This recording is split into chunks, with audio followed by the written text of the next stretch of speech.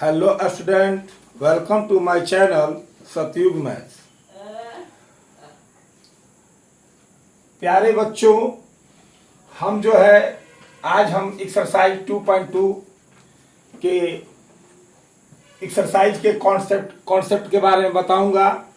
और एक बात ध्यान देना है कि कल मैं एक्सरसाइज 2.1 का जो क्वेश्चन नंबर 6 था वो थोड़ा सा मेरे से मिस्टेक हुआ था। हमने ये बताया था कि यहाँ एक जगह बिंदु है, यहाँ भी एक जगह बिंदु है, लेकिन ये कट हम ध्यान में देते हुए ध्यान हट गया, इसलिए 1 और 2 इसमें शून्यकों की संख्या मैंने 2 लिखवाया था, जबकि यहाँ भी तो कट है।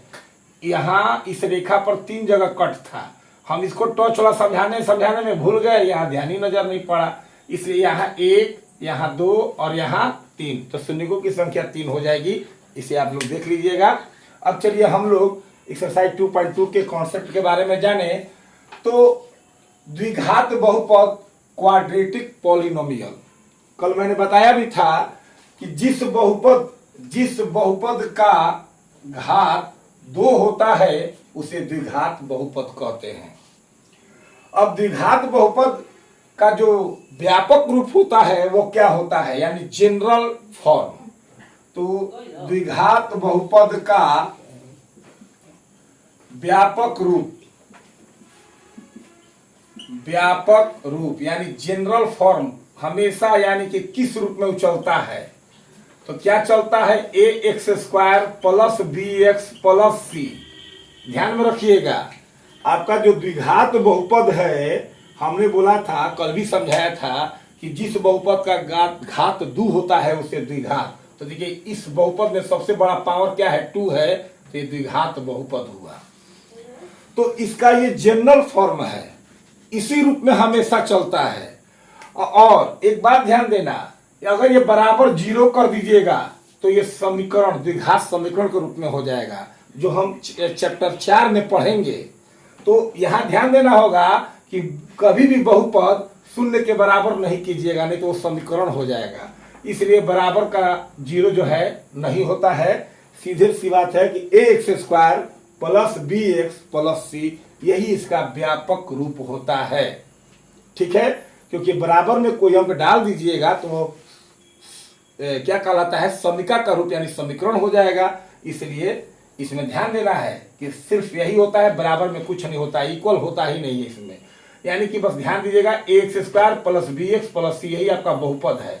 अगर बराबर 0 डाल देते हैं तो ये आपका द्विघात समीकरण बन जाएगा, क्योंकि 2 पक्ष हो गया। हम एक ही बात को हमेशा रिपीट करते रहते हैं ताकि आप लोगों को बेहतर जो है समझ में आ जाए, इसलिए हम रिपीट करते रहते हैं।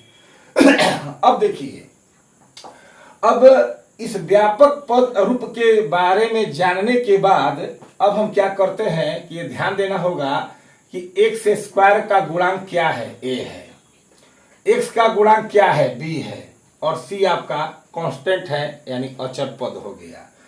कहने का मतलब ऐसा क्यों हम कह रहे हैं, तो ध्यान दीजिएगा, x² का गुणांक यानी कोफिशिएंट ऑफ x² का गुणांक किसमें गुना हुआ है, a से, तो यहाँ a हो गया। x का गुणांक, तो x का गुणांक यानी x में किसका गुना है, x में किसका गुना है, तो b का, तो इसका b हो गया। और ये आपका कांस्टेंट हो गया यानी कि अचर पद आपका हो गया, क्या चीज, c हो गया। यानी कहने का मतलब x² के पास जो गुणांक होता है a, जो भी अंक होता है वह a का मान होता है, और x के पास जो अंक होता है वह b का मान होता है, और c पूर्ण रूप से तो कांस्टेंट है यानी वो अचर पद है। ये ध्यान में रखना है। अब हमें इस चैप्टर में पढ़ना क्या है, तो गुणांकों तथा शून्यकों के बीच संबंध, गुणांकों तथा शून्यकों के बीच संबंध, शून्यकों के बीच संबंध। तो आप यानी relation between coefficient and zeros, आप शून्यक के बारे में 9th क्लास से पढ़े होंगे, नहीं पढ़े होंगे तो याद दिला देते हैं। तो देखिए, मान लीजिए कि आपका 5x प्लस 4, ये देखिए बहुपद है, ये रैखिक बहुपद है। अब हम कहेंगे कि शून्य क्या होता है सर, तो देखिए बहुपद जिस चर में होता है, बहुपद जिस चर, कल बताया था कि 1 2 3 इनफाइनाइट तक अचर होता है और ए से लेकर जेड तक चर होता है। तो बहुपद जिस चर में होता है उस चर का जो मान होता है वही शून्य कहलाता है। यह बहुपद किस चर में है? तो एक्स चर में, और एक्स का मान ही क्या कहलाएगा? इस बहुपद का शून्य कहलाएगा। तो कहने का मतलब कि अब ये शून्य निकलता कैसे है? तो ये भी पढ़े होंगे आप कि किसी बहुपद, जब कोई बहुपद शून्य के बराबर हो जाता है तो उस बहुपद का शून्य प्राप्त होता है। कोई भी बहुपद का शून्य तभी प्राप्त होगा जब वो बहुपद किसके बराबर कर लिया जाता है? तो जीरो के बराबर। यहां मैंने बताया कि ये बहुपद ही है, लेकिन इस बहुपद का शून्य तब निकलेगा जब बहुपद किसके बराबर कर ले? तो जीरो के बराबर कर ले। तो अब यहां से आप क्या कीजिएगा, 5x और ये +4 इधर जाएगा तो -4 और x निकाल दीजिएगा तो -4/5, यानी इस बहुपद का जी ये शून्य हो गया कितना? -4/5। अगर y में रहता तो y का मान ही शून्य हो जाता। अगर बहुपद z चर में होता तो z का ही मान क्या हो जाता? शून्य हो जाता। तो आप समझ गए कि शून्य क्या होता है। अब गुणांक आपको बता ही दिए, एक्स स्क्वायर के पास जो अंक है, यानी एक्स स्क्वायर में जिससे गुना हुआ है वह एक्स स्क्वायर का गुणांक है, एक्स के पास जो गुना हुआ है वो बी का गुणांक है और सी पूरा अचर पद है। तो गुणांकों तथा शून्यकों के बीच संबंध क्या होता है? तो सबसे पहले एक बात याद रखिएगा कि द्विघात बहुपद, देखिए एक बात याद रखिएगा, और रैखिक बहुपद, जैसे अभी हमने लिखा था ये मान लीजिए मैंने लिखा था 5x + 4, इस बहुपद, यह बहुपद कौन सा है? तो रैखिक, क्योंकि इसका पावर क्या है? 1 है, सबसे बड़ा पावर। तो रैखिक बहुपद का शून्यक एक ठो होता है। अगर हम यही द्विघात बहुपद कर दें तो इसका शून्यक 2 ठो होगा, और त्रिघात बहुपद कर दें यानी क्यूबिक पॉलिनोमियल तो इसका शून्यक 3 होगा। यानी बहुपद अगर रैखिक हो तो उसके शून्यक की संख्या 1 होगी, यानी 1 शून्यक होगा। अगर बहुपद द्विघात में होगा तो इसके शून्यक 2 होंगे, अगर बहुपद त्रिघात होगा तो इसके शून्यक 3 होंगे। ये बात को याद रखिएगा आप, क्योंकि ये सब जानना जरूरी है। तो गुणांकों और शून्यकों के बीच संबंध जानने के लिए सबसे पहले आपको ये बात ध्यान में रखना होगा कि द्विघात बहुपद में कितने शून्यक बताया हमने? द्विघात बहुपद में 2 शून्यक होते हैं, 2 शून्यक होते हैं जिन्हें अल्फा तथा बीटा के नाम से जाना जाता है।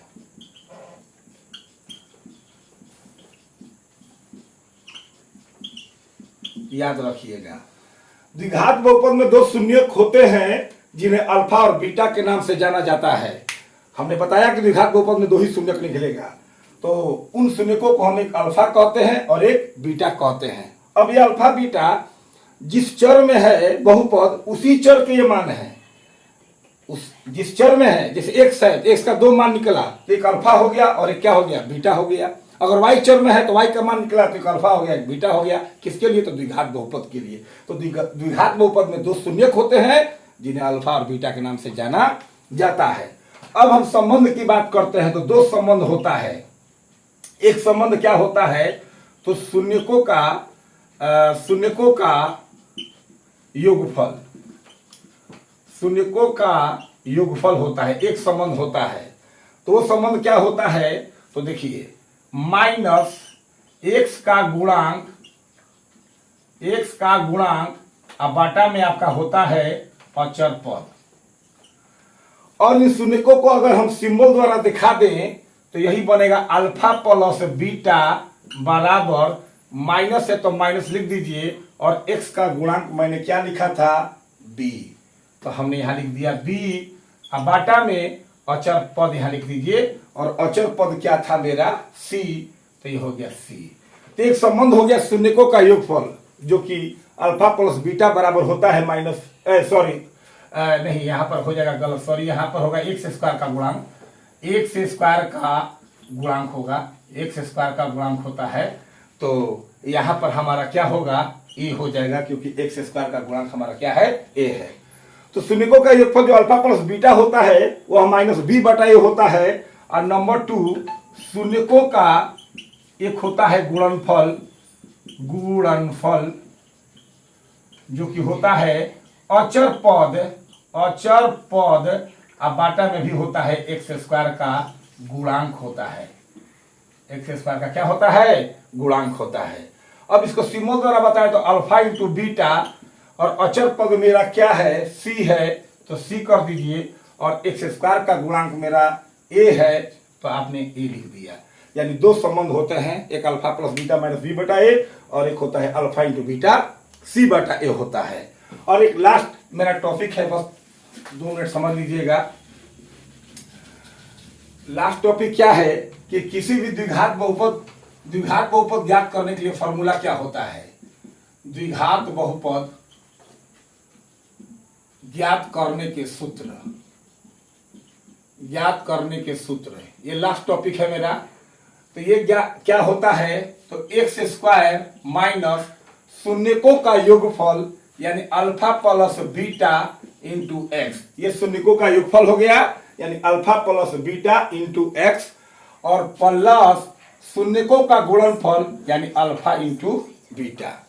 यानी कि द्विघात बहुपद आपको अगर ज्ञात करने के लिए कहा जाए तो उसके लिए क्या फॉर्मूला होता है कि x square minus alpha plus beta यानी शून्यकों का योगफल इंटू एक्स और प्लस अल्फा इंटू बीटा यानी शून्यकों का गुणनफल।